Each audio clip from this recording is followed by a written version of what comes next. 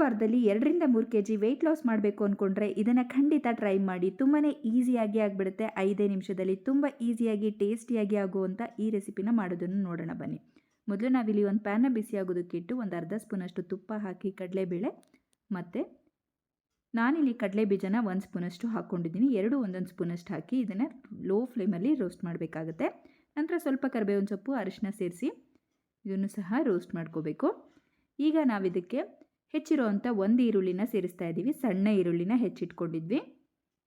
ಇದನ್ನು ಒಂದು ವಾರ ಎಲ್ಲ ನೀವು ತಿನ್ನೋದ್ರಿಂದ ವೆಯ್ಟ್ ಲಾಸ್ ಬೇಗ ಆಗುತ್ತೆ. ಸ್ವಲ್ಪ ಹಸಿರು ಮೆಣಸಿನ್ಕಾಯಿ ಒಂದೇ ಒಂದು ಹಾಕ್ಕೊಂಡಿದ್ದೀನಿ ನಾನು. ಚೆನ್ನಾಗಿ ಮಿಕ್ಸ್ ಮಾಡಿ ಈಗ ಇದಕ್ಕೆ ಕಟ್ ಮಾಡಿರುವಂಥ 1 ಟೊಮೆಟೊನ ಸೇರಿಸಿದ್ದೀನಿ. ಸಣ್ಣ ಟೊಮೆಟೊ ಇದು. ಚೆನ್ನಾಗಿ ಮಿಕ್ಸ್ ಮಾಡಿಕೊಂಡು ನಂತರ ಇಲ್ಲಿ ನೀರಿಗೆ ಪುರಿನ ಹಾಕೋತಾ ಇದ್ದೀನಿ. 2 ಕಪ್ಪಷ್ಟು ಪುರಿನ ಹಾಕ್ಕೊಳ್ಳಿ.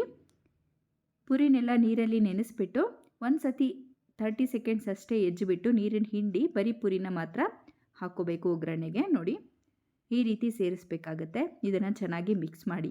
ನಾವಿಲ್ಲಿ ಎಣ್ಣೆ ಅಥವಾ ತುಪ್ಪನ ಜಾಸ್ತಿ ಹಾಕಿಲ್ಲ. ವೆಯ್ಟ್ ಲಾಸ್ ಮಾಡ್ಕೋಬೇಕು ಅನ್ನೋರು ಎಣ್ಣೆನ ಪೂರ್ತಿಯಾಗಿ ಅವಾಯ್ಡ್ ಮಾಡಿ ಸನ್ಫ್ಲವರ್ ಆಯಿಲ್ನ ಸ್ವಲ್ಪ ಉಪ್ಪನ್ನು ಹಾಕಿದ್ದೀನಿ. ಒಂದು 1/4 ಟೀ ಸ್ಪೂನಷ್ಟು. ಆಲ್ರೆಡಿ ಪುರಿಲಿ ಉಪ್ಪಿರುತ್ತೆ, ಹಾಗಾಗಿ ನೋಡಿ ರೆಡಿಯಾಗಿಬಿಟ್ಟಿದೆ. ಇದನ್ನು ನಾವಿಲ್ಲಿ ಸರ್ವ್ ಔಟ್ ಮಾಡ್ತಾ ಇದ್ದೀವಿ.